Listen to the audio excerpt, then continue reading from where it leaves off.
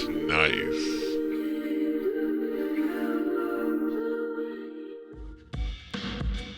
What's up guys, it's RevJ. Wanted to do a real quick one. If you've been following me on social media, you have seen these, my new headlights for the 66 C10. These things, in my opinion, are probably one of the coolest mods I've done to the truck, and probably the best looking headlight I can think of to go on this thing.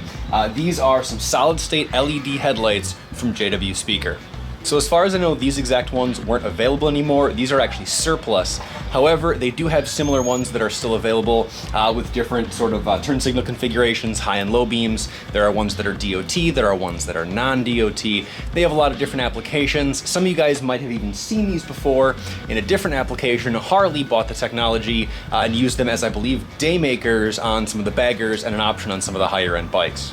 So if you follow me on social media, I've teased them a little bit and showed you guys a couple pictures. I'll have that info on the screen. Definitely check me out. I put all the stuff there first. But I wanted to take a few minutes and just show them to you in a little bit more detail, as well as some of the modifications needed to put them in. They are compatible in anything that uses the standard, I believe it's the 7-inch circular headlight. So that's gonna be a lot of your 60s cars and trucks, Jeeps. These are actually designed to retrofit into like military vehicles and stuff like that use that standard size 7-inch round headlight, but they're not perfect for everything. There is some modification required, and depending on your mounting depth, they may or may not work. There's just a little bit you have to do to this 66 front grille to be able to fit them in there, but you do need to make some permanent modifications, so just keep that in mind if this is something you guys are interested in. I'm gonna set the camera down, we'll take off the retainers and trim ring, and I'll show you a little bit about how it fits in there, as well as the wiring changes that needed to be made to get it to hook up.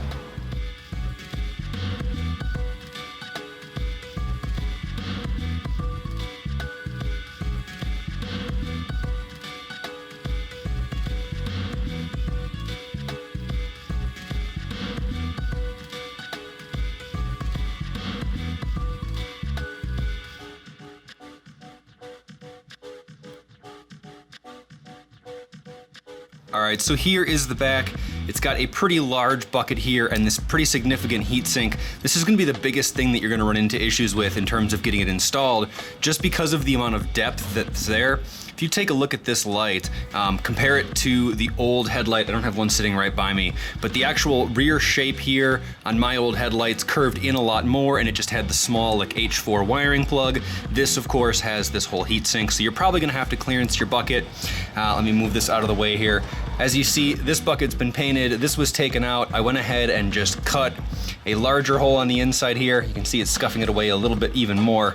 And just cut that hole for clearance around all this. Used a little bit of paint to mark it up, and had to do the same on the backing. I'll have some photos of that superimposed over this so you guys can see. It's not a huge amount of clearance, but it is definitely something worth knowing if you've got an original truck and you're worried about any of that kind of stuff, if you don't like cutting it up. For me, it wasn't that big of a deal. I just recoated it with a couple coats of primer and a couple coats of paint just to protect it, and then threw it back in here. I would say the overall clearance is about an inch all the way around. If you compare the stock bucket, it's got kind of a lip that comes and holds the light from the back.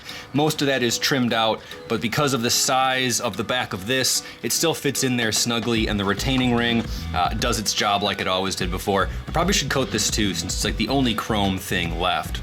So this is the wiring on the back of it. Now this is a surplus model, so it's got these 3 wires. They are pretty much unlabeled, except for they have metallic pins on them, just denoting a wiring number. However, if you buy any of the normal on-road models, the Jeep swap outs, the ones that are direct fit, they'll have a normal wiring plug on the back. I just swapped out the ends for some regular old spade terminals, heat shrink them to keep them coated, and then plugged them in to my existing wiring here. You've got, of course, ground in your high and low beams. Same 3 wires on this, so it's just pretty plug and play, which is really nice. I went ahead and just hit it with a few zip ties to keep it all sort of in place. All you really have to do once this has been clearanced out and you've assigned those wires, you can go ahead and stick this back in. So I'm gonna go ahead and I'll reinstall these, get the trim ring and the retainer back on them, and then I'll show you guys some finished shots, and they can all be adjusted and stuff. They do use the factory side and top adjusters, and it's definitely worth noting, take a look at the manufacturer's instructions if you do pick something like this up.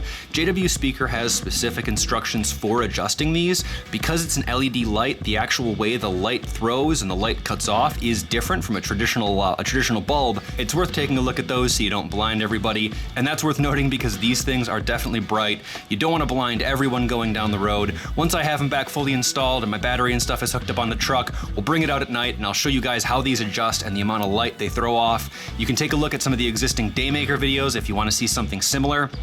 Again, this exact model I don't believe is still available, but JW Speaker does make ones that are currently available for on-road use. Some are direct swap, like I said, these were surplus, so they're gonna be a little different, but again, the idea is the same. These things are gonna be a great addition to the front of the 66 C10. I'm super excited for that. If you haven't checked out all the other recent content here on the H8RDCPTR C10, the Rebuild Everything playlist, the Rebuild Everything Yukon, definitely go ahead and take a look at that stuff now. I'll have links in the description below.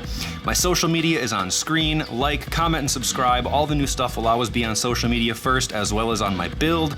There's a lot more coming. As always, thanks for watching, guys. We'll see you next time.